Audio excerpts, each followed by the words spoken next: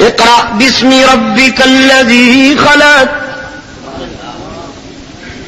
خلق الإنسان من علق اقرأ وربك الأكرم الذي علم بالقلم علم الإنسان ما لم يعلم.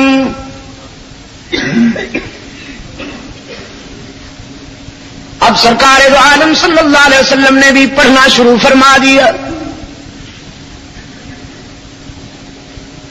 یہ آغوش میں لینا جو تھا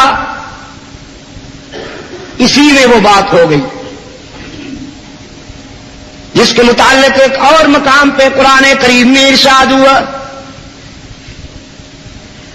وَلَقَدْ أَوْحَيْنَا إِلَيْكَ رُوحًا مِّنْ أَمْرِنَا مَا كُنْتَ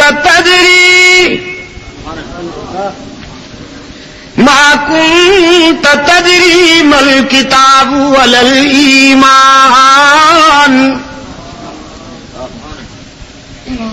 وَلَكِنْ جَعَلْنَاهُ نُورًا نهدي به من نشاء من عبادنا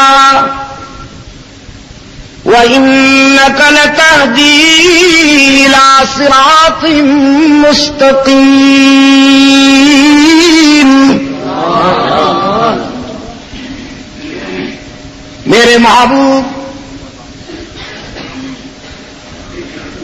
ہم نے روشنیوں اور اجالوں کو تیرے سینے میں اتار دیا. ہم نے روشنیوں کو تیرے سینے میں اتار دیا. اگرچہ آپ نے کسی سے پڑھنا لکھنا نہیں سیکھا تھا. ما كنت تدری ما الکتاب ولا الایمان. آپ تو امی تھے. آپ تو امی تھے. آپ کسی کے شاگرد نہیں، لیکن ہم نے آپ کو یہ مقام عطا کیا کہ ساری کائنات کو آپ کا شاگرد بنا دیا. قیامت تک جس کسی کے ہاں جو بھی علمی فیوز پہنچیں گے وہ تیرے ہی قدموں کی برکت سے. وَلَكِنْ جَعَلْنَاهُ نُورًا. آپ تو کسی کے شاگرد نہیں تھے، لیکن ہم نے قرآن کو نور بنا کر تیرے سینے میں اتار دیا. کس کو؟ پشاور کے دوستو، کس کو نور بنا کر؟ قرآن نور ہے نا. وَلَكِنْ جَعَلْنَاهُ نُورًا. ہم نے قرآن کو نور بنا کر تیرے سینے میں اتار دیا. نَهْدِي بِهِ مَن نَّشَاءُ مِنْ عِبَادِنَا. ہم جس پہ چاہتے ہیں یہ فضل کر دیتے ہیں.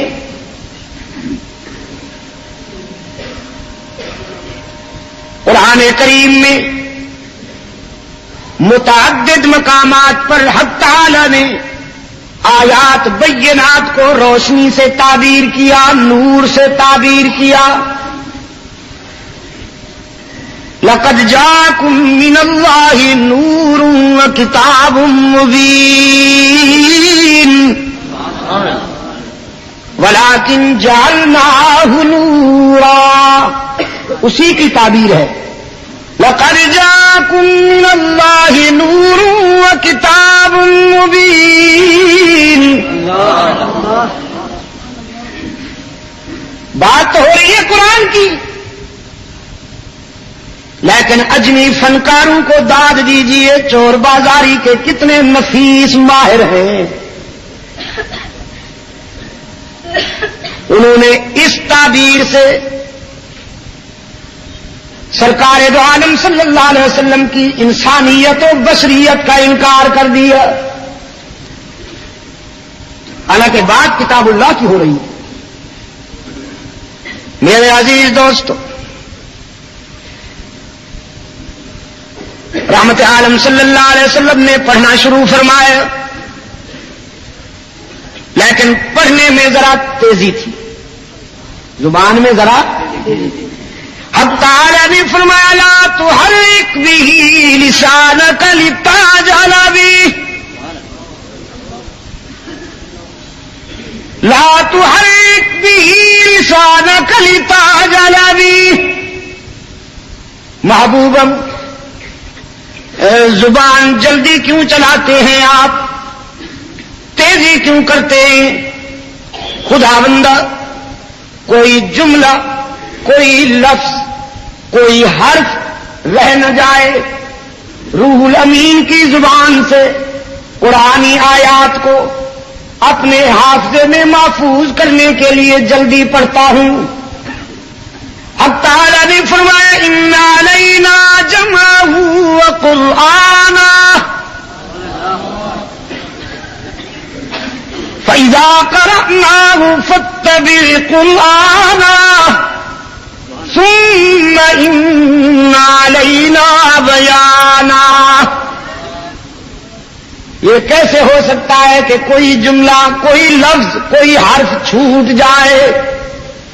میرے محبوب، قرآن کو آپ کے دل میں اتارنا بھی ہماری ذمہ داری، پھر آپ کی زبان سے جاری کروانا بھی ہماری ذمہ داری، اور پھر قرآن کے مفاہیم و معانی اور حکمت و بلاغت کے ساتھ آپ کی زبان سے بیان کروانا بھی ہماری ذمہ داری۔ پہلا سبق لے کر حرا کا خلوت نشین امام الانبیاء والمرسلین خاتم النبیین والمعصومین گھر تشریف لائے ہیں اور اپنی رفیقہ حیات سے فرماتے ہیں انی خشیت علی نفسی، خدیجہ مجھے تو جان کی فکر ہے، ہیبت تھی، روب تھا وحی کا، سرکار دو عالم صلی اللہ علیہ وسلم کے جسم پر سنسنی طاری تھی، پسینہ آیا ہوا تھا، فرمایا زملونی زملونی زملونی، مجھ پہ کمبل ڈال دو، مجھ پہ کمبل ڈال دو، مجھ پہ چادر ڈال دو۔ دنیا کی وہ خوش نصیب خاتون، دنیا کی وہ خوش نصیب خاتون جس کی بیوگی یوں آباد ہوئی کہ کسی کی دوشیزگی بھی اتنی آباد نہ ہو سکے، چادر لائی، رحمت عالم صلی اللہ علیہ وسلم پہ کمبل ڈالا، سرہانے بیٹھ گئی، فرمایا کلا واللہ لا يخزيك الله ابدا انك لتصل الرحم وتحمل الكل وتكسب المعدوم وتقري الضيف وتعين على نوائب الحق۔ مجھے اللہ کی قسم، او میرے سرتاج اللہ کے محبوب، آپ گھبراتے کیوں ہیں؟ آپ جانتے ہیں کہ آپ کا وارث کون ہے، ناممکن ہے کہ آپ کو کوئی نقصان پہنچ جائے، مجھے اس کی جلالت کی قسم کہ خدا آپ کو کبھی نقصان نہیں پہنچنے دیں گے، کیونکہ آپ صلہ رحمی کرنے والے ہیں، آپ توڑنے والوں سے جوڑنے والے ہیں۔ صلہ رحمی کے کیا معنی ہے؟ توڑنے والوں سے جوڑنا، جوڑنے والوں سے جوڑنا نا، جو آپ سے توڑے آپ ان کے ساتھ جوڑے، یہ صلہ رحمی ہے۔ آپ توڑنے والوں سے جوڑنے والے ہیں، آپ لوگوں کے دکھوں میں ساتھ دینے والے ہیں، لوگوں کی گمشدہ چیزیں ان تک پہنچانے والے ہیں، آپ مہمان نواز ہیں اور حق و صداقت کا پرچم بلند کرنے والے ہیں، تو ایسے اخلاق والے کبھی نقصان نہیں اٹھایا کرتے۔ رحمت عالم صلی اللہ علیہ وسلم فرمایا کرتے تھے، خدیجہ کے یہ جملے اس دکھ کے زمانہ میں خدیجہ کے یہ جملے میری ڈھارس بندھاتے تھے، میری حوصلہ افزائی کرتے تھے۔ ساری دنیا بھی اگر دوست بن کر میرا ساتھ دیتی تو میرے دل کو اتنی تسلی نہ ہوتی جتنا خدیجۃ الکبریٰ کے ان جملوں سے میرا دل مطمئن ہو جایا کرتا تھا، تسلی ہو جایا کرتی تھی، ڈھارس بندھ جاتی تھی۔ سب سے پہلے رسول اللہ صلی اللہ علیہ وسلم کی زبان سے وحی کی آواز سننے والی بھی ایک عورت، صرف سنا نہیں اپنایا بھی، اسے ایکسپٹ کیا۔ رسول کے موقف پر سب سے پہلے ایمان لانے والی بھی ایک عورت، اور پھر رسول اللہ کی آن پر سب سے پہلے جان دینے والی بھی ایک عورت، سب سے پہلی شہید، شارع شہادت کا سنگ بنیاد حضرت سمیہ رضی اللہ تعالی عنہا، جنہیں دنیا کفر کے آدم خوروں نے پکڑ کر رسیوں سے جکڑ دیا اور دونوں پاؤں دو جانوروں کے ساتھ باندھ دیے، اور پھر دنیا کفر کا آدم خور لیڈر ابو جہل حضرت سمیہ کی آنکھوں میں آنکھیں ڈال کے کہتا ہے، اب بتاؤ جان بچاؤ گی یا ایمان؟ سمیہ کہتی ہے، ابو جان یہ جان تو آنی جانی ہے، اسے کون بے وقوف بچاتا پھرے؟ صرف ایک جان ہے، اگر مجھے خدا قیامت تک زندگیاں دیتا جائے تو میں ہر زندگی رحمت للعالمین کے موقف پر قربان کر دوں۔